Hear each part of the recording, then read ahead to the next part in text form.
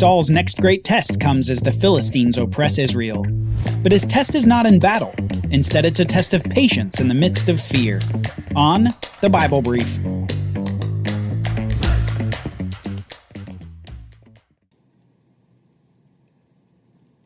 Laws concerning kings. From the book of Deuteronomy, chapter 17.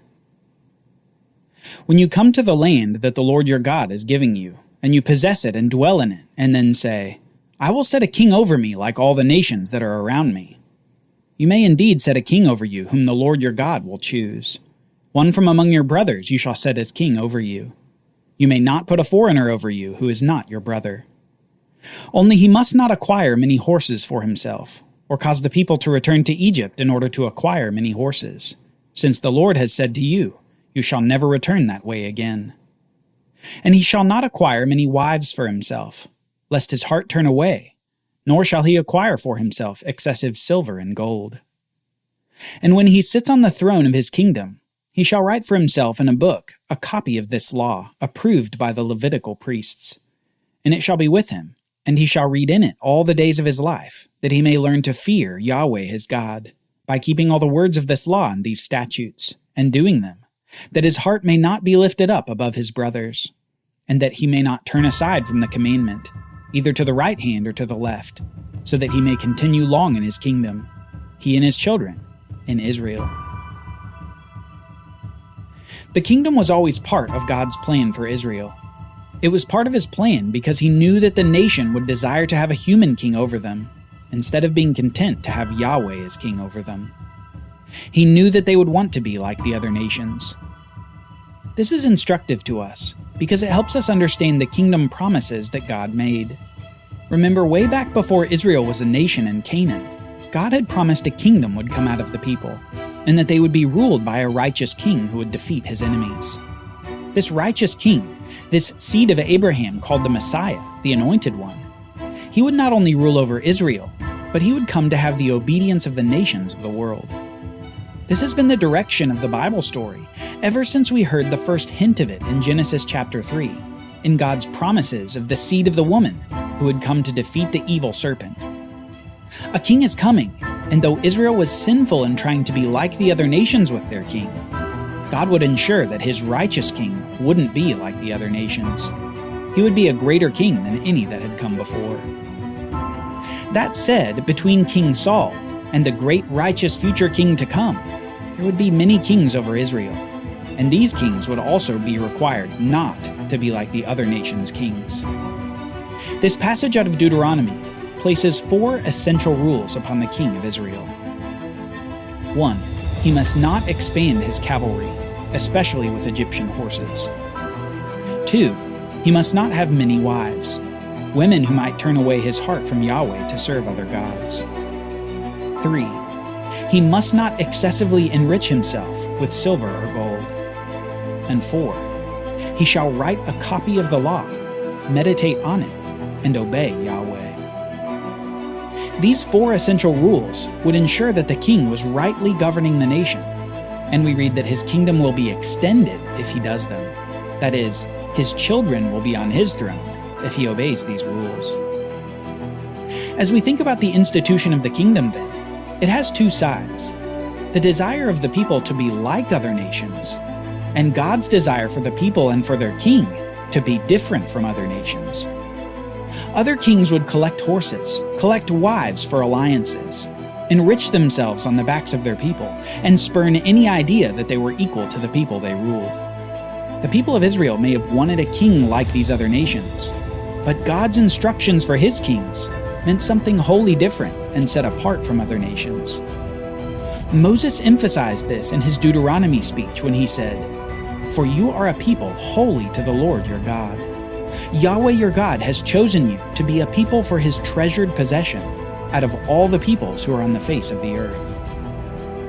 Israel is a special nation, with a king unlike other kings. The question is, with all these unique instructions, could Israel's king follow the commands? Saul had passed his first test as king. He had led the people in battle at Jabesh Gilead, and Israel had a great victory through their new king, Saul. Even in this success, however, Saul didn't lift himself up. He gave glory to God for delivering his people from the Ammonites. Saul began well, and his kingdom was off to a solid start. Samuel, however, saw the rebellion in the people demanding a king from God, and he warned the people in his final speech to the nation of the perils of turning away from God and disobeying his commands.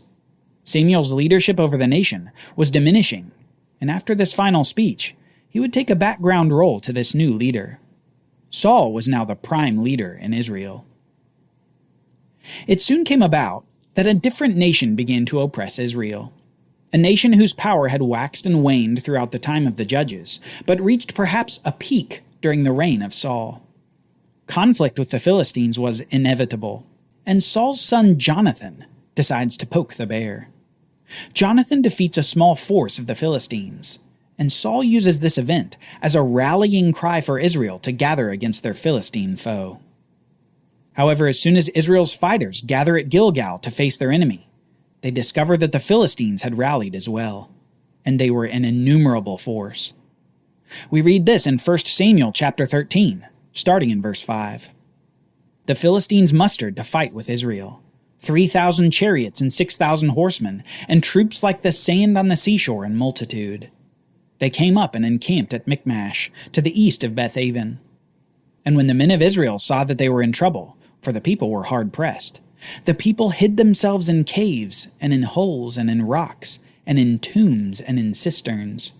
And some Hebrews crossed the fords of the Jordan to the land of Gad and Gilead. Saul was still at Gilgal, and all the people followed him, trembling. The rallying cry for Israel has turned into cries of despair and trembling in fear. The Philistines had thousands of chariots and other troops without number. Israel's force was puny by comparison. Saul then is confronted with a problem. His men begin deserting the army. They begin to hide themselves in caves and tombs, and some even go over to the east side of the Jordan River to flee this Philistine horde. Saul's army is being slowly whittled away, not by Philistine swords, but by fear in the hearts of the men. Now, when God had initially called Saul as king, he had called him through Samuel specifically for this war against the Philistines. They had been oppressing the people, and Saul was to be God's instrument for saving the Israelites from their oppressors. Samuel had said that in that day, when Saul was to go to Gilgal, that he should wait 7 days for Samuel to arrive, so that Samuel could tell Saul what he was to do. The prophet of God would tell the king God's instructions for battle. So we continue with this account of Saul's actions at Gilgal. Saul waited 7 days, the time appointed by Samuel. But Samuel did not come to Gilgal, and the people were scattering from him. So Saul said, "Bring the burnt offering here to me and the peace offerings." And he offered the burnt offering. As soon as he had finished offering the burnt offering, behold, Samuel came. And Saul went out to meet him and greet him. Samuel said, "What have you done?" And Saul said, "When I saw that the people were scattering from me, and that you did not come within the days appointed, and that the Philistines had mustered at Michmash, I said, now the Philistines will come down against me at Gilgal, and I have not sought the favor of the Lord. So I forced myself and offered the burnt offering." And Samuel said to Saul, "You have done foolishly. You have not kept the command of the Lord your God, with which he commanded you." Apparently on the 7th day, Saul decides instead of waiting any further for the prophet, he will take matters into his own hands. He decides to make burnt offerings to God, instead of waiting for what Samuel would tell him to do. But just as soon as Saul had done this, Samuel arrives and lets him know that he has made a grave error. Rather than obey what God's prophet had told him, Saul makes offerings not commanded and disobeys the command to wait for Samuel. Samuel's rebuke for Saul's behavior isn't done, though. After calling Saul's actions foolish, he says that this disobedience has cost him the kingdom. He says if Saul had obeyed then, the Lord would have established your kingdom over Israel forever.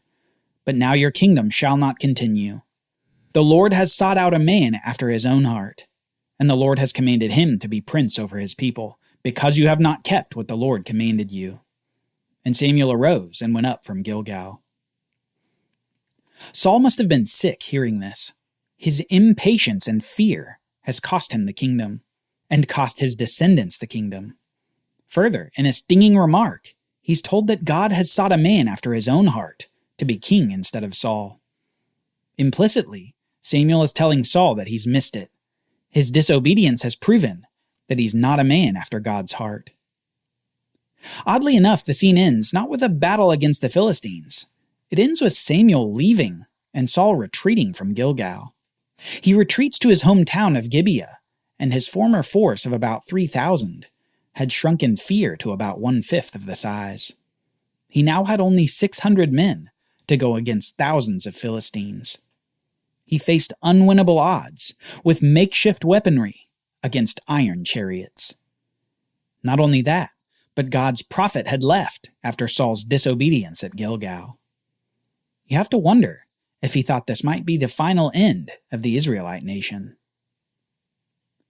After some days, however, Saul's son Jonathan makes an appearance again, a man with great faith in God, who decides to go over to the Philistine camp with his armor-bearer.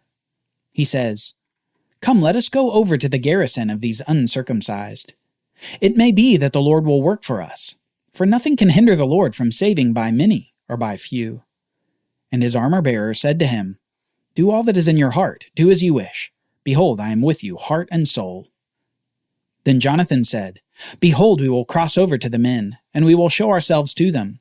If they say to us, 'Wait until we come to you,' then we will stand still in our place, and we will not go up to them. But if they say, 'Come up to us,' then we will go up, for Yahweh has given them into our hand, and this shall be assigned to us." So both of them showed themselves to the garrison of the Philistines. And the Philistines said, "Look, Hebrews are coming out of the holes where they have hidden themselves." And the men of the garrison hailed Jonathan and his armor-bearer and said, "Come up to us, and we will show you a thing." And Jonathan said to his armor-bearer, "Come up after me, for the Lord has given them into the hand of Israel." Then Jonathan climbed up on his hands and feet, and his armor-bearer after him. And they fell before Jonathan, and his armor-bearer killed them after him. And that first strike, which Jonathan and his armor-bearer made, killed about 20 men. And there was a panic in the camp, in the field, and among all the people. The garrison and even the raiders trembled, the earth quaked, and it became a very great panic. Soon the Israelite army comes out of their hiding places, and they find the Philistines fighting each other in confusion and panic. They join the battle and begin fighting, and now the Philistines are being decimated from within and without. All because of a surprise attack by Jonathan, a man with enough faith to know that with God, numbers don't matter. Yet despite the joy of Yahweh having defeated the Philistines before the people of Israel on this day, we're left with perhaps a sense of melancholy and dissonance. God didn't really use Saul to deliver the people. More than anyone, he used faithful Jonathan to defeat the Philistines. The king so desired by the people to go before them and fight their battles was the very king that God had now rejected for his disobedience. Saul had missed the fourth rule of the kingship: obey Yahweh. Instead, God would choose a king after his own heart. A king not like Saul.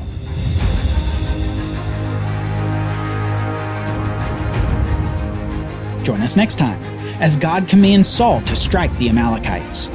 Yahweh takes vengeance on Israel's enemy from their wilderness wanderings. God commands, but will Saul obey? The Bible Brief is brought to you by the Bible Literacy Foundation, dedicated to helping people like you learn the Bible.